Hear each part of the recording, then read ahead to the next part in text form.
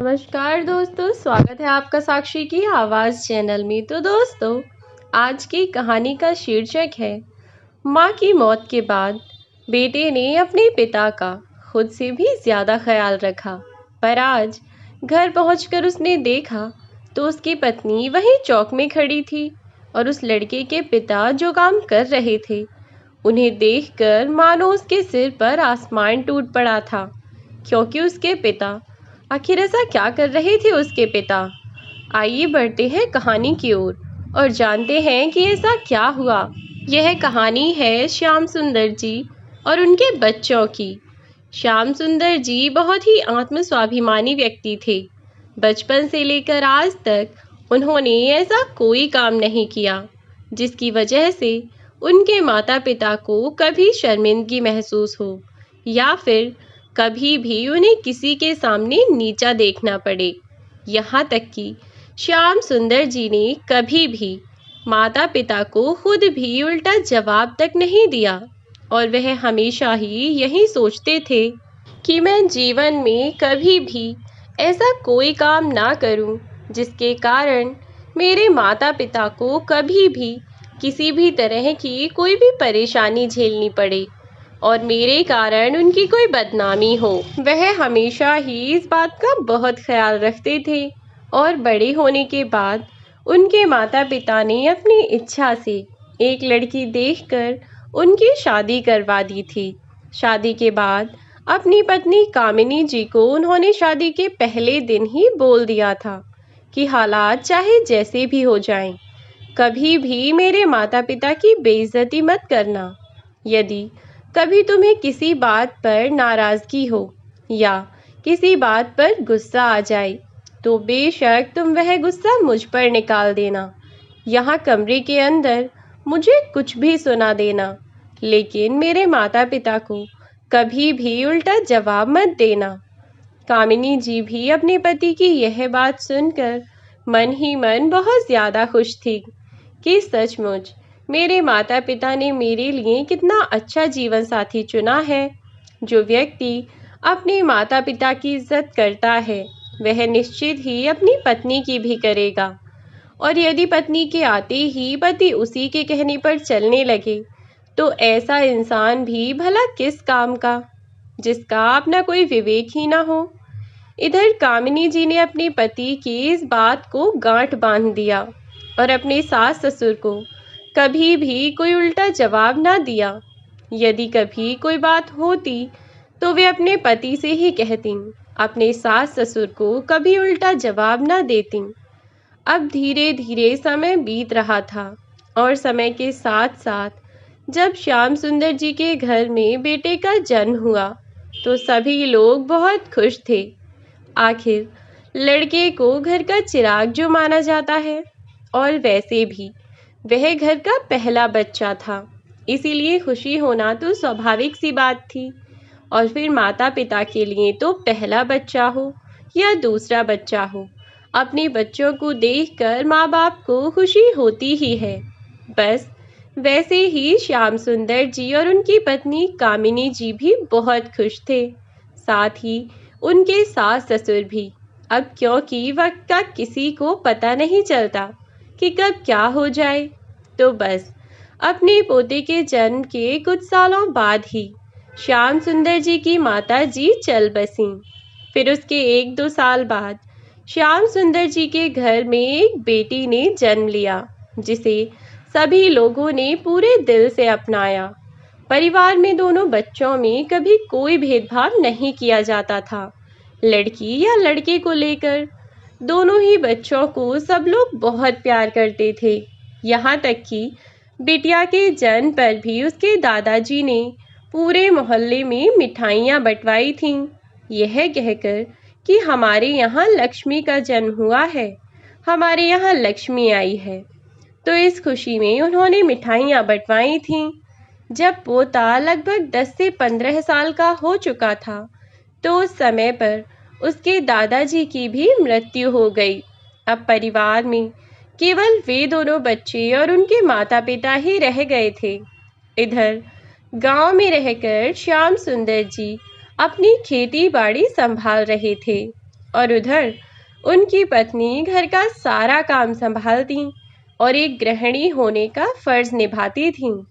अपने पूरे परिवार के खाने पीने का ख्याल रखती, बच्चों की पढ़ाई लिखाई का ध्यान रखती और अन्य सभी जिम्मेदारियां जो एक गृहिणी को निभानी होती हैं, वह खुशी खुशी अपने सभी दायित्व का निर्वाह कर रही थीं। और इधर बच्चे अपनी पढ़ाई पर पूरा ध्यान दे रहे थे। पढ़ाई में उनके दोनों ही बच्चे काफ़ी होशियार थे। बेटा तो पढ़ने में होशियार था ही, लेकिन उनकी बेटी उससे भी 2 कदम आगे थी। अब जब दोनों बच्चों की 10वीं 12वीं की परीक्षाएं पूरी हो चुकी थीं, तो श्याम सुंदर जी ने अपने बेटे का एडमिशन शहर में करवा दिया ताकि उसका भविष्य उज्जवल हो सके, उसे जीवन में परेशानियां और कठिनाइयों का सामना ना करना पड़े, जैसे कि श्याम सुंदर जी ने किया था। वह अपने बेटे के बारे में सोचकर काफ़ी चिंतित हो जाया करते थे और इसीलिए उन्होंने और उनकी पत्नी ने यह सोचा था कि चाहे उन्हें कितनी भी मेहनत करनी पड़े, पर अपने बच्चों को बहुत अच्छी शिक्षा दिलाएंगे, जिससे उनके बच्चों को दर दर की ठोकरें ना खानी पड़ें और भविष्य में बड़े होकर अपना पेट पालने के लिए उन्हें इतनी मुश्किलों का सामना ना करना पड़े। तो बस उन्होंने पैसे जोड़ने और अच्छा घर बनाने के बजाय अपने बच्चों की शिक्षा पर ध्यान दिया। और क्योंकि श्याम सुंदर जी एक छोटे से गांव में निवास करते थे, इसीलिए वहाँ कोई बहुत अच्छी नौकरी या बहुत अच्छे बिजनेस तो थे नहीं। कमाई का केवल एक ही साधन था और वह था खेती बाड़ी और मजदूरी, जिसके बलबूते पर श्याम सुंदर जी ने अपने बच्चों का लालन पालन किया। सामान्य स्थिति में उन्होंने अपने बच्चों को बड़ा किया और हमेशा ही उन्हें अच्छी सीख भी दी, जिससे वह अपना जीवन आसानी से जी सकें। इधर बेटे की ग्रेजुएशन लगभग पूरी होने को थी और अब तक उनकी बिटिया की 12वीं की पढ़ाई भी पूरी हो चुकी थी। श्याम सुंदर जी ने अपनी बेटी से पूछा कि वह क्या पढ़ाई करना चाहती है और यदि उसे शहर जाकर बड़े कॉलेज में पढ़ाई करनी है तो श्याम सुंदर जी उसका दाखिला भी वहीं करवा देंगे। शुरू शुरू में तो उसे भी लगा कि हाँ, यहाँ इतने अच्छे कॉलेज नहीं हैं, तो मेरी पढ़ाई अच्छे से नहीं हो पाएगी, इसीलिए मुझे शहर जाना ही होगा। लेकिन जब वह एक बार शहर चली गई तो श्याम सुंदर जी और कामिनी जी, जो कि गांव में दोनों अकेले रह गए थे, जब भी वह उनसे फ़ोन पर बात करती तो उसे एहसास होता कि वह दोनों कितने अकेले हो गए हैं। उनके बच्चों के बिना उनका मन भी नहीं लगता, लेकिन क्या करें, बच्चों का भविष्य बेहतर बनाने के लिए उन्हें अपने बच्चों को खुद से दूर भी रखना पड़ा। अब उनकी बिटिया का दाखिला भी उन्होंने इस कॉलेज में करवा दिया जिसमें उनका बेटा दीपू पढ़ता था। अब दीपू और दीपा दोनों भाई बहन का दाखिला एक ही कॉलेज में हो गया था। दीपू की फाइनल ईयर थी और दीपा की फर्स्ट ईयर थी। लेकिन जब एडमिशन के बाद दीपा कॉलेज पहुंची तो वहां जाकर उसे काफ़ी अच्छा लगा। कॉलेज में उसके नए नए दोस्त बने, नए नए टीचरों से मिली, नई नई जगह और नए नए लोगों से मिलने का एक उत्साह तो था ही, साथ ही अपने भाई के पास आने की खुशी भी थी। जब वह कॉलेज में गई तो एक दिन दीपू ने उसे समझाया कि अब बस तुम अपनी पढ़ाई पर ध्यान लगाओ और हाँ, पढ़ाई के अलावा किसी और काम पर ध्यान लगाने के बारे में सोचना भी मत, ठीक है ना? क्योंकि शहर के लड़कों को तुम नहीं जानती कि लड़के कैसे होते हैं। एक नंबर के मतलबी और अय्याश किस्म के होते हैं। इन्हें बस लड़कियों से इतना ही मतलब होता है कि बस कुछ दिन तक इन्हें घुमाओ फिराओ और फिर उसके बाद उनकी बदनामी करवा करके छोड़ दो। इसीलिए थोड़ा ध्यान से रहना। दीपा अपने भैया की बात को अब समझ चुकी थी और उसने कहा, ठीक है भैया, आप इस चीज़ से बिल्कुल निश्चिंत रहें। मैं शहर में केवल पढ़ाई करने के लिए ही आई हूँ और मैं इन सब चीज़ों से बहुत आगे हूँ भैया। मुझे जो करना है, इन सब फालतू की बातों पर ध्यान देने का मेरे पास समय ही नहीं है। अब आप भी अपनी पढ़ाई पर ही ध्यान दीजिए, ठीक है? माँ पापा ने हम दोनों को शहर से बाहर पढ़ाई करने भेजा है। उम्मीद है भैया कि आप समझ रहे होंगे कि मैं क्या कह रही हूँ। इतना कहकर दीपा अपने हॉस्टल में चली गई और दोनों भाई बहन एक दूसरे का ध्यान रखते और ऐसे ही देखते देखते कब एक साल बीतने को आया, पता ही नहीं चला। इधर दीपा लगभग हर दूसरे हफ्ते अपने घर आया जाया करती थी, क्योंकि उसे अपने माँ बाप का अकेलापन बहुत खलता था। लेकिन उसकी मजबूरी थी कि अपने भविष्य को बेहतर बनाने के लिए, उसकी आंखों में जो सपने थे उन्हें पूरा करने के लिए उसे शहर तो जाना ही था। इसीलिए वह मजबूरी में ही शहर आई भी थी। लेकिन माँ बाप का ख्याल भी था उसे। उसका भाई भी जब शहर में एक जगह दोनों भाई बहन रह रहे थे, तो बहन भाई साथ में घर चले जाते थे। अब तो चाहे हफ्ते 15 दिन बाद ही सही, लेकिन अपने बच्चों के आने की आस में दोनों माता पिता बड़े खुश रहा करते थे। अब एक दिन अचानक कामिनी जी की तबीयत खराब हो गई और जब तक घनश्याम जी उन्हें पास के एक अस्पताल लेकर पहुंचे, तब तक बहुत देर हो चुकी थी और इसीलिए अब वे कामिनी जी को नहीं बचा सके। अब तो घनश्याम जी पूरी तरह से अकेले हो गए थे। एक पत्नी ही तो थी उनका सहारा, जिनके सहारे वह अपना जीवन अपने बच्चों के बिना भी गुजार रहे थे। लेकिन अब तो उनके बच्चे भी उनके पास नहीं थे और सबसे बड़ी बात कि उनकी वह जीवन संगिनी, जिन्होंने अब तक जीवन के हर उतार चढ़ाव में उनका साथ दिया, हर परिस्थिति में उनके साथ डटकर खड़ी रहीं, आज उनकी वह जीवन संगिनी उन्हें हमेशा हमेशा के लिए अकेला छोड़कर चल बसी थी। जब दोनों बच्चों को यह पता चला तो वह दौड़े चले आए अपने माँ बाप के पास और आकर देखा तो माँ तो उनकी अब केवल उन्हें आखिरी दर्शन देने को ही अब तक वहाँ थीं।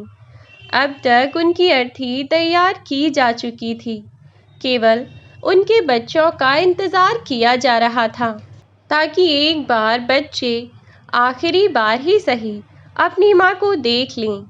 जैसे ही दोनों बच्चों ने अपनी माँ की ऐसी हालत देखी तो वे दोनों बिलख बिलख कर रोने लगे।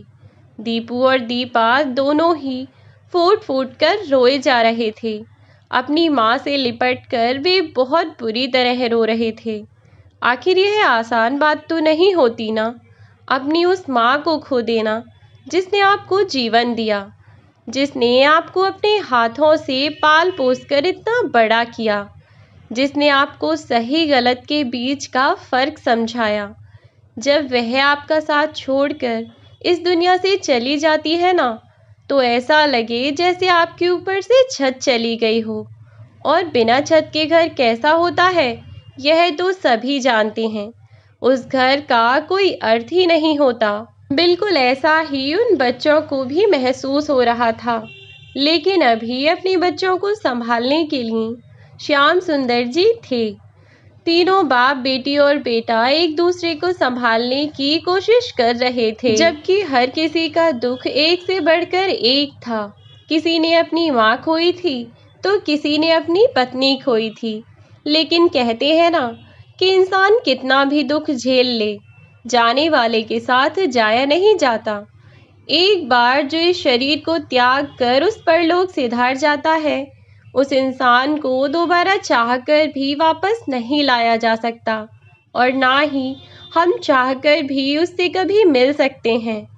बस इस दुख को ऐसे ही तीनों ने समय के साथ साथ ही इस सच को अब अपना लिया था कि अब उनकी माँ और श्याम सुंदर जी की पत्नी इस दुनिया में नहीं है। बाकी का जीवन उन्हें अकेले ही बिताना होगा। और बाकी की परेशानियों का सामना भी उन्हें खुद ही करना होगा। श्याम सुंदर दास जी ने अपने बच्चों को संभाला और उन बच्चों ने अपने पिता को। तीनों इस मुश्किल घड़ी में एक दूसरे का सहारा बने, एक दूसरे की ताकत बने। अब सच्चाई को तो ठुकराया नहीं जा सकता था, तो उन लोगों ने अब इस सच को अपना लिया और अब समय अपनी गति से बढ़ने लगा था। अब बच्चों को अपने पिता की तबीयत की बहुत चिंता रहने लगी थी। इसीलिए दीपा ने अपने भैया से कहा कि भैया, मैं घर रहकर ही अपनी आगे की पढ़ाई पूरी कर लूँगी, आप यहीं शहर में रहकर अपनी पढ़ाई कर लीजिए। तो दीपू ने अपनी बहन से मना किया और कहा कि मेरा तो फिर भी एक ही साल बचा है, इसीलिए मैं घर चला जाता हूँ और पापा का ख्याल रखूँगा।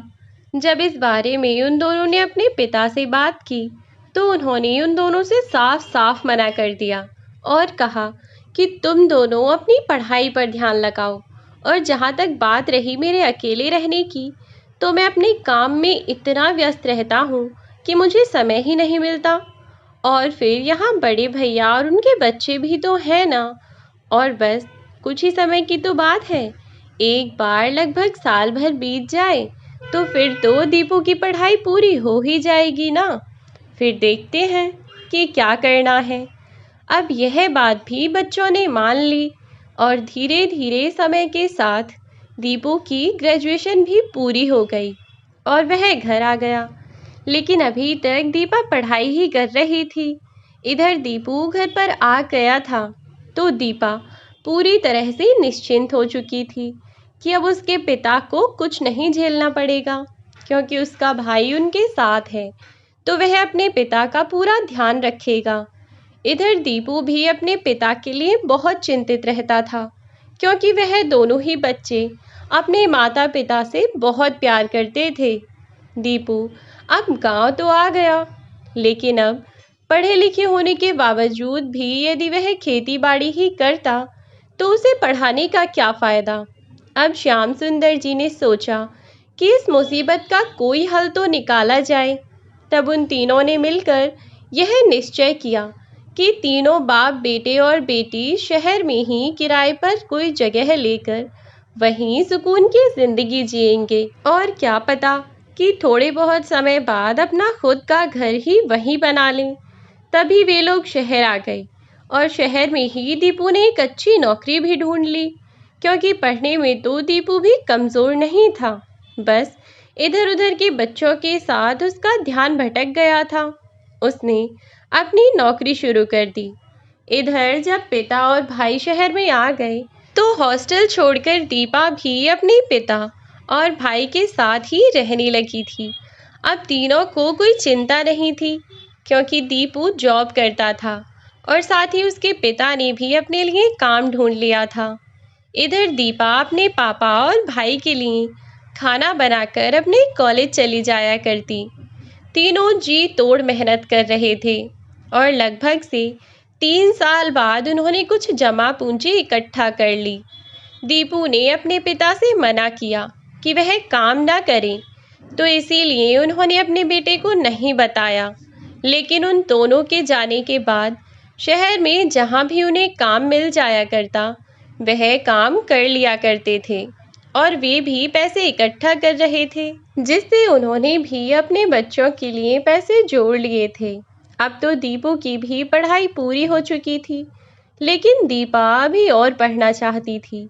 दीपू को तो मजबूरी में पढ़ाई छोड़कर नौकरी ज्वाइन करनी पड़ी थी, और फिर उसका आगे पढ़ने का कोई ख़ास मन भी नहीं था।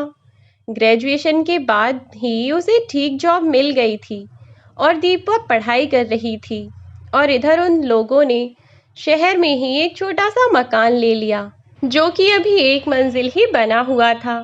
ज़्यादा बड़ा तो नहीं था, लेकिन हाँ उनके परिवार के लिए बहुत था। जैसे उनका परिवार बहुत छोटा था, वैसे ही वह घर भी थोड़ा छोटा ही था। अब जब घर ले लिया तो श्याम सुंदर जी ने अपने बेटे की शादी के बारे में सोचा, क्योंकि अब उसकी शादी की उम्र थी हालांकि वह अभी मना करता था, लेकिन श्याम सुंदर जी ने सोचा कि वह अपने रहते ही अपने बच्चों के हाथ भी पीले कर दें और अपनी जिम्मेदारियों से मुक्त हो जाएं। इसीलिए उन्होंने अपने बेटे की शादी कर दी। दीपू ने भी ज्यादा जिद नहीं की और मान गया। तब दीपू की शादी के बाद नई बहू घर आई और घर की जिम्मेदारियों को संभालने में दीपा बिल्कुल भी परेशान नहीं करती थी, ना ही कभी उससे बहस करती थी। लेकिन अब दीपा अपनी अच्छी नौकरी की तैयारी कर रही थी, इसीलिए उसे पढ़ाई के लिए समय चाहिए था। जब भाभी घर में आ गई तो उसके भैया ने दीपा से मना किया कि दीपा, घर का काम तो तुम जाने दो, तुम्हारी भाभी घर का काम देख लिया करेंगी, तुम सिर्फ अपनी पढ़ाई पर ध्यान दो। और दीपा ने बिल्कुल ऐसा ही किया। अब उसने घर के काम छोड़कर पूरी तरह से अपनी पढ़ाई पर ध्यान देना शुरू कर दिया। लेकिन वह अपनी भाभी का भी थोड़ा बहुत हाथ बटा दिया करती थी। शुरू शुरू में थोड़े दिन तो श्याम सुंदर जी की बहू सबके साथ बहुत अच्छे से रही, लेकिन थोड़े दिनों बाद अचानक पता नहीं उसे क्या हुआ, वह अपनी ननद दीपा से हर बात पर बहस करने लगी। यदि दीपा काम न करती तो खुद भी रोज तीसरे दिन कभी सिर दर्द तो कभी कमर दर्द का बहाना करके पड़ी रहती और फिर दीपा को पढ़ाई छोड़कर अपने पापा, भैया और भाभी के लिए खाना बनाना पड़ता। हालांकि इस सब में बहुत ज़्यादा समय नहीं लगता था, पर क्योंकि दीपा के एग्ज़ाम्स नज़दीक आ रहे थे, इसीलिए उसके लिए तो हर मिनट कीमती था। फिर यहाँ तो बात कई घंटों की थी। जब दीपू ने यह सब देखा तो उसने अपनी पत्नी को समझाया और कहा कि यदि तबीयत सही नहीं है तो चलो डॉक्टर के पास चलकर दवाइयाँ ले लो। लेकिन पहले तो वह चलने को ही तैयार न हुई और फिर जब डॉक्टर के पास से जैसे तैसे दवाइयाँ लेकर आ गई तो उसने चुपके से वह दवाइयाँ नाली में डाल दी। लेकिन जब वह ऐसा कर रही थी तो उसे दीपा ने देख लिया। जब दीपा ने अपनी भाभी को दवाइयाँ फेंकते हुए देख लिया तो वह उससे कहने लगी, भाभी, आपने अपनी दवाइयाँ क्यों फेंक दी? अगर आप दवाइयाँ फेंक देंगे तो आप जल्दी ठीक कैसे होंगी? ऐसे तो आपकी तबीयत और ख़राब हो जाएगी ना। लेकिन उसकी भाभी मेघा उल्टी उससे ही जुबान चलाने लगी। यह सारी बातें श्याम सुंदर जी ने सुन ली थीं। जब मेघा दीपा को उल्टी बातें सुनाने लगी तब श्याम सुंदर जी ने कहा, बेटा, दीपा ने तुमसे कुछ गलत तो नहीं कहा? अगर दवाइयाँ नहीं खाओगी तो जल्दी ठीक कैसे होगी? दीपा, तुम्हारी भाभी ने कुछ कहा है तो तुम उन्हें उल्टा जवाब मत दो। जाओ, जाकर अपनी पढ़ाई करो। इतना कहकर उन्होंने दीपा को भेज दिया और इधर वे अपनी बहू को भी समझाने लगे तो वे अपने ससुर से ही मेघा उल्टा बोलती हुई कहने लगी, बस बस ससुर जी, ज़्यादा ज्ञान मत बांटिए, मुझे अच्छे से पता है कि मैं क्या कर रही हूँ।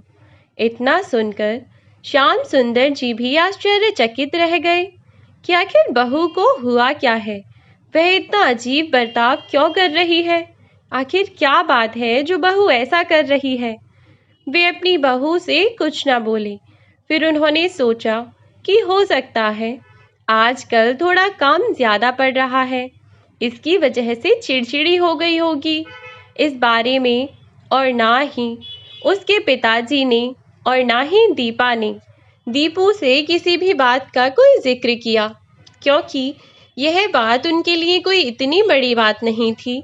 छोटी मोटी बातें तो हर घर में होती रहती हैं।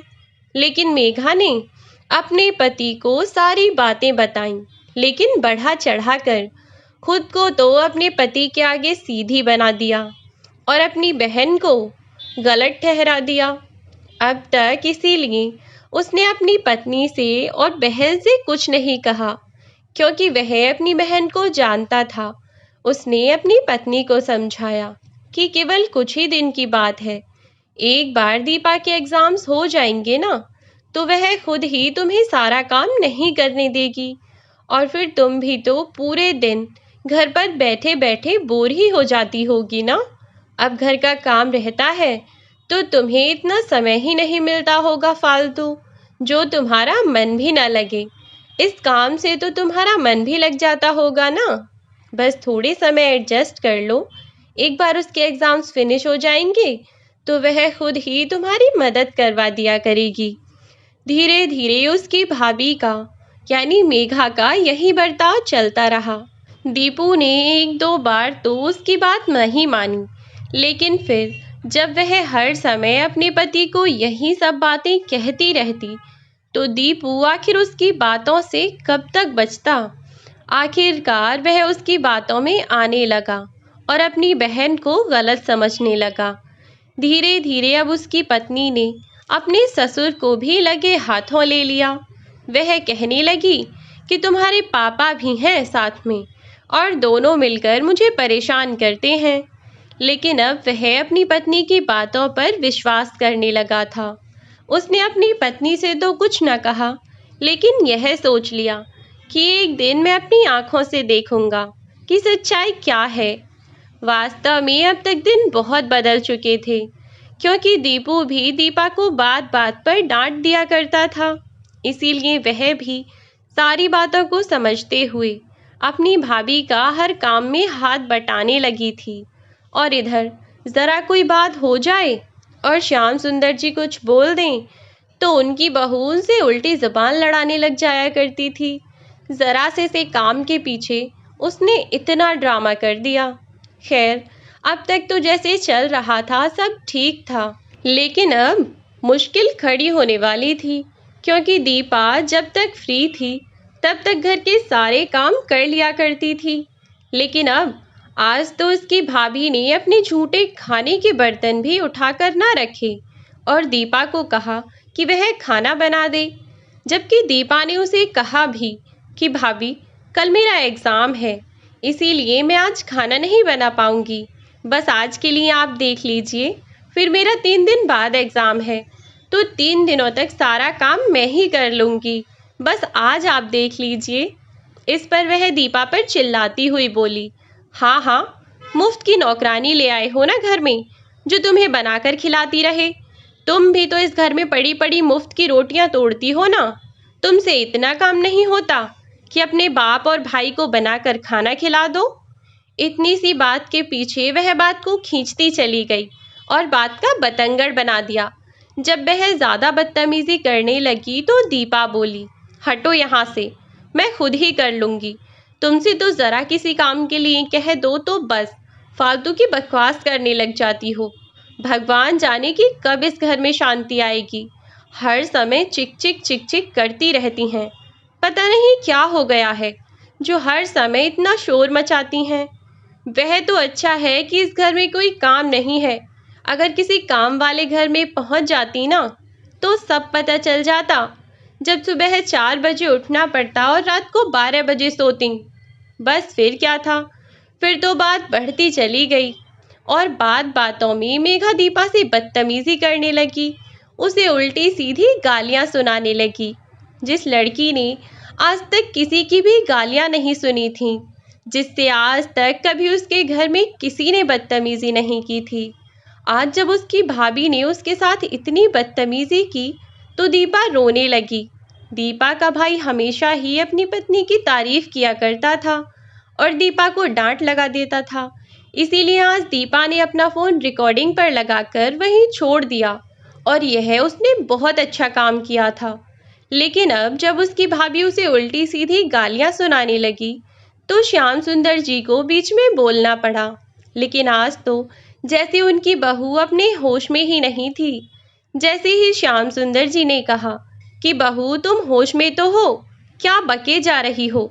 तुम्हें इतना दिखाई नहीं दे रहा है कि तुम्हारी ननंद है, वह रिश्ते में तुमसे बड़ी है और तुम इससे इतनी बदतमीजी कर रही हो। इसने आज तक तुम्हें तू भी नहीं कहा और तुम इसे गालियां सुना रही हो। आखिर किस गलती की सजा दे रही हो इस बेचारी को? रोज तो घर का सारा काम करती है और फिर अगर एक दिन तुम कर लोगी तो कौन सी आफत आ जाएगी? कल इसका एग्ज़ाम है, क्या एक दिन तुम खाना नहीं बना सकती? इस पर वह अपने ससुर को ही बातें सुनाने लगी और बोली, अच्छा बेटी पर इतना ही तरस आ रहा है तो खुद खाना क्यों नहीं बना लेता बुढ़े? वह चौंकते हुए बोले, यह क्या बदतमीजी है बहू, तुम मुझसे ऐसे कैसे बात कर रही हो? तब वह बोली, क्यों, मैंने अभी तो तुझे गालियां दी भी नहीं हैं, बुढ़े ही तो कहा है। और क्या तू जवान है? बुढ़े को बुढ़ा ना कहूँ तो क्या कहूँ? ज्यादा ही बेटी पर तरस आ रहा है तो तू कर ले घर का काम। अब तक दीपा तो रोती रोती वहां से जा चुकी थी, क्योंकि उसे इतना अपमानित आज तक कभी महसूस नहीं हुआ जितना आज उसे अपमान सहना पड़ रहा था। इसीलिए वह रोती रोती अपने कमरे में चली गई। और इधर जब श्याम सुंदर जी की बहू बार बार उनसे यही कहे जा रही थी कि मैं तो कुछ नहीं करूँगी, या तो खुद कर ले या अपनी बेटी से कह दे कि वह कर लेगी, ज़्यादा ही तरस आ रहा है तो खुद झाड़ू पोंछा कर दे, तब श्याम सुंदर जी खुद ही घर में पोंछा लगाने लगे कि इतनी ही देर में दरवाजे पर दीपू आ गया। और उसने अपने पिता को जब पोंछा लगाते हुए देखा और देखा कि उसकी पत्नी वहां खड़ी खड़ी अपने ससुर को बता रही है कि पोंछा सही से लगाओ, अभी उस जगह पोंछा नहीं लगा। यह सब देखकर दीपू बौखला गया और गुस्से में चिल्लाता हुआ बोला, मेघा, यह क्या कर रही हो तुम? और बाबूजी, आप यहाँ? आपको पोंछा लगाने की क्या ज़रूरत है? क्या घर में कोई नहीं है आपके अलावा? आपसे यह सब काम करने के लिए किसने कहा है? श्याम सुंदर जी अपनी गर्दन झुकाए हुए वहां से चले गए और कुछ न बोले। यह सब देखकर आज दीपू का मन बहुत व्याकुल हो गया था और वह सोचने पर मजबूर था कि क्या वह सही था? अब तक जो वह सोच रहा था क्या वह सच था, या फिर बस यूं ही उसकी पत्नी ने उसके दिमाग में झूठ भर दिया था? बस सब कुछ ठीक ठाक चल रहा था। अब जब दीपू सब कुछ देख ही चुका था तो भला वह अपनी पत्नी की बातों में कैसे आ जाता कि तभी उसने दीपा को आवाज़ लगाई, लेकिन शायद दीपा ने उसकी आवाज़ नहीं सुनी। तब वह अपनी पत्नी से बोला, दीपा कहाँ गई है? तब उसने अपने कंधे मटकाते हुए कहा, मुझे क्या पता, तुम्हारी बहन तो ऐसे ही घूमती रहती है, पढ़ती कम है और इधर उधर मटर गश्ती करती फिरती है। कि तभी दीपू ने अपनी बहन के फ़ोन पर कॉल की और वहीं रखा हुआ फ़ोन बजने लगा। जब दीपू ने दीपा का फ़ोन वहीं पर देखा तो पास जाकर उसने दीपा का फ़ोन उठाया, लेकिन अब तक दीपा के फ़ोन में रिकॉर्डिंग ऑन थी। इसके बारे में उसकी भाभी को कुछ पता नहीं था। जब दीपू ने वह फ़ोन उठाया और उसने देखा कि उसमें तो वीडियो रिकॉर्डिंग ऑन है, तो उसने वह रिकॉर्डिंग बंद की और फिर उसने वह सारी वीडियो देखी जिसमें आज उसे उसकी पत्नी की सारी सच्चाई पता चल गई। यह सब देखकर दीपू गुस्से से पागल हुए जा रहा था। उसने बिना कुछ सोचे समझे गुस्से से घूरते हुए अपनी पत्नी से पूछा, यह सब क्या है मेघा? मुझे सच बताओ मेघा, यह सब क्या है? क्या तुमने ही पापा को यह काम करने के लिए कहा था? बताओ मेघा, क्या है यह सब? तब मेघा थोड़ी डरती हुई बोली, नहीं नहीं, यह सच नहीं है दीपू, तुम्हारी बहन ने ज़रूर वीडियो एडिट करवाई होगी। एक नंबर की चालू है तुम्हारी बहन, बहुत मक्कार लड़की है वह, हम दोनों के बीच में आग लगाना चाहती है दीपू। बस इतना सुनना था कि दीपू ने ज़ोरदार तमाचा अपनी पत्नी के गाल पर जड़ दिया और बोला, खबरदार जो मुझे और भड़काने की कोशिश की तो मैं तो पागल था जो तेरी बातों में आ गया, और तू इतनी बदतमीज़ औरत होगी मैंने कभी सोचा भी नहीं था। तुझे शर्म नहीं आई? मेरे पापा पर झूठा इल्ज़ाम लगाने में और उनके खिलाफ मुझे भड़काती रही, और मैं भी पागलों की तरह तेरी बातों में आता रहा। हद होती है कामचोरी की भी, तेरे जैसी कामचोर औरत मैंने आज तक नहीं देखी। अरे जिस औरत से 4 लोगों का खाना पीना तक नहीं बनाया जा सकता वह तो किसी लायक ही नहीं है। अगर तू कहीं काम कर रही होती तो मैं फिर भी समझ जाता, लेकिन मैंने तो तुझे कभी किसी चीज़ की कमी ही नहीं रखी। घर में पड़े पड़े पूरे दिन के अचार डालती है जो तुझसे 4 लोगों की रोटियां तक नहीं बनाई जाती। अगर लंबा चौड़ा परिवार होता तो देखा भी जाता। बस बहुत हुआ, तेरे इस घर में रहने से मुझे कोई फ़ायदा नहीं। इससे अच्छा तो मैं पहले था। कम से कम इस घर में सुख शांति तो थी। मेरी बहन और मेरे पापा को कोई नौकरों की तरह काम नहीं करवाता था। वह अपनी मर्जी के मालिक थे। मुझे तेरी कोई ज़रूरत नहीं है। इतना कहकर उसने उसके मायके वालों को फ़ोन कर दिया और सारी बात बताई। कुछ ही देर में मेघा के मायके वाले भी वहां पहुंच गए। अब दीपू ने उनसे सारी बात बताई और कहा कि अपनी बेटी को आप अपने साथ ले जाइए। मुझे इसकी कोई ज़रूरत नहीं है। जो औरत अभी से मेरे घर में इतनी आग लगा रही है, भविष्य में वह क्या करेगी? तब उसके घर वालों ने कहा, बेटा, हमारे बेटे की भी शादी हो चुकी है और इसके इन्हीं कर्मों से इसकी भाभी इसे पसंद नहीं करती। लेकिन फिर भी तुम इसे एक आखिरी मौका दो। अगर यह तब भी ऐसा ही करती है तो हम इसे हमेशा हमेशा के लिए अपने साथ ले जाएंगे। तुम निश्चिंत रहो बेटा। जब उन्होंने दीपू से माफ़ी मांगी तो दीपू बोला, आपकी तो कोई गलती ही नहीं है मम्मी पापा। आप क्यों माफ़ी मांग रहे हैं? गलती तो इस घटिया सोच की औरत की है। माफ़ी तो इसे मांगनी चाहिए और मुझसे नहीं, मेरी बहन और मेरे पापा से, जिनके साथ इसने इतना बुरा बर्ताव किया।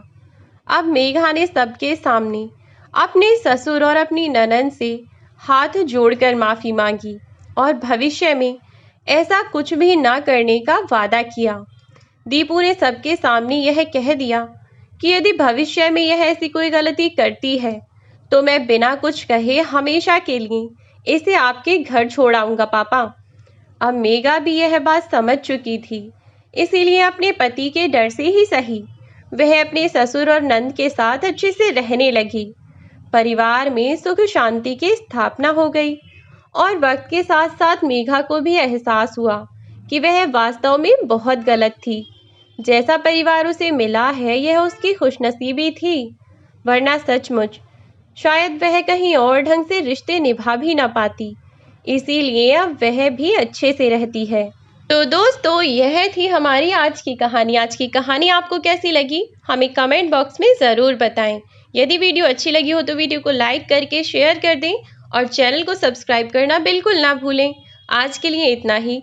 मिलती हूँ नई वीडियो में नई कहानी के साथ।